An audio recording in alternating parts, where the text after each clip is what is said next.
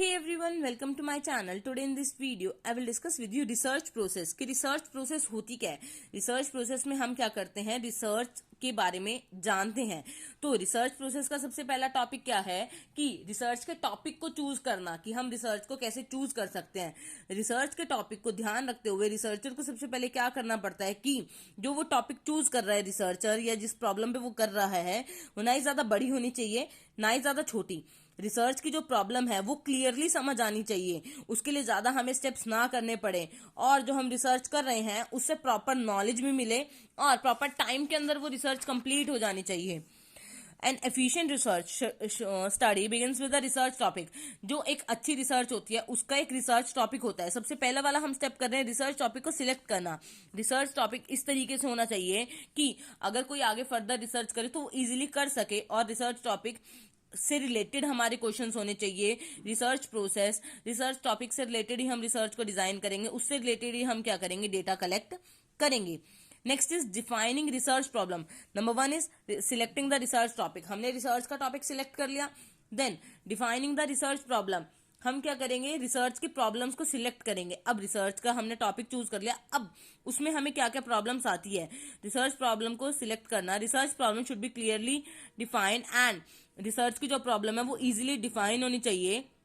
Research problem clearly defined solve half of the problem. अगर research की जो problem है हमें पता है कि हमारी क्या प्रॉब्लम है, और अगर हमें वो अच्छे से पता है, तो हमारी हाफ प्रॉब्लम तो यही सॉल्व हो जाती है कि हमें अपने डाउट पता है कि हमारे डाउट्स क्या क्या हैं।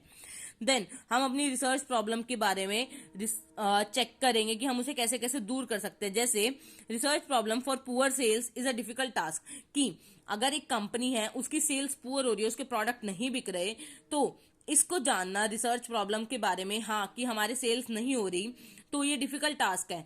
पर हमें एक चीज तो पता चल गई कि हमारी सेल्स पुअर हो रही है। अब हम सेल्स का रीजन जो जानेंगे वो हम अपना किसके थ्रू पता कर सकते हैं, रिसर्च के थ्रू पता कर सकते हैं। रिसर्च के थ्रू हम क्या करेंगे, अपने बैलेंस शीट्स, अपने अकाउंट्स, इन्हें चेक करेंगे कि हमारी सेल्स कम क्यों हो रही है। इन्हें चेक कर लिया, देन एक वे तो डन। देन हम अपने कस्टमर्स से, जो हमारे प्रोडक्ट से लगातार परचेज कर रहे हैं, जो हमारे मतलब लॉयल कस्टमर्स हैं, उनसे हम क्या जानेंगे, रीजन जानेंगे कि उन्हें हमारे प्रोडक्ट्स में क्या क्या चीजें कमी लग रही है, या वो फर्दर अगर इंप्रूवमेंट्स आते हैं तो क्या चाहते हैं। वेल डिफाइंड रिसर्च प्रॉब्लम में क्या करते हैं, रिसर्च स्टडी को तो हम देखते हैं, इसके साथ साथ हम सारे एक्सपेक्ट्स हमारे प्रॉब्लम से रिलेटेड चेक करते हैं, डिसीजन उसके बेसिस पे बनाते हैं, प्रॉब्लम को अच्छे से चेक करते हैं। देन प्रॉब्लम के बेसिस पे हम क्या करते हैं, रिसर्च को डिजाइन करेंगे, अलग अलग मेथड चूज करेंगे, रिसर्च प्रॉब्लम को हम जानेंगे ताकि हमारा टाइम, मनी और एफर्ट जो लगे वो वेस्ट ना जाए और वो अच्छे से इंप्लीमेंट हो। नेक्स्ट इज रिसर्च का मेन ऑब्जेक्टिव क्या है।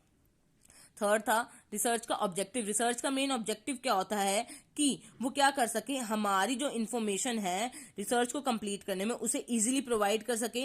इन्फॉर्मेशन रिक्वायरमेंट जो है रिसर्च का वो अच्छे से पता चल सके। रिसर्च प्रॉब्लम को पता करने के बाद नेक्स्ट क्या था, रिसर्च का ऑब्जेक्टिव। रिसर्च ऑब्जेक्टिव क्लियर होना चाहिए कि रिसर्च के ऑब्जेक्टिव से हम क्या चाहते हैं। जैसे हमारा रिसर्च का प्रॉब्लम क्या थी कि हमारी सेल्स पुअर हो रही थी, तो रिसर्च का ऑब्जेक्टिव क्या होना चाहिए कि हमें वे जानने हैं, प्रॉब्लम्स की कॉजेज जानने हैं कि हमारी रिसर्च की जो हमारी पुअर सेल्स हो रही है वो क्यों हो रही है।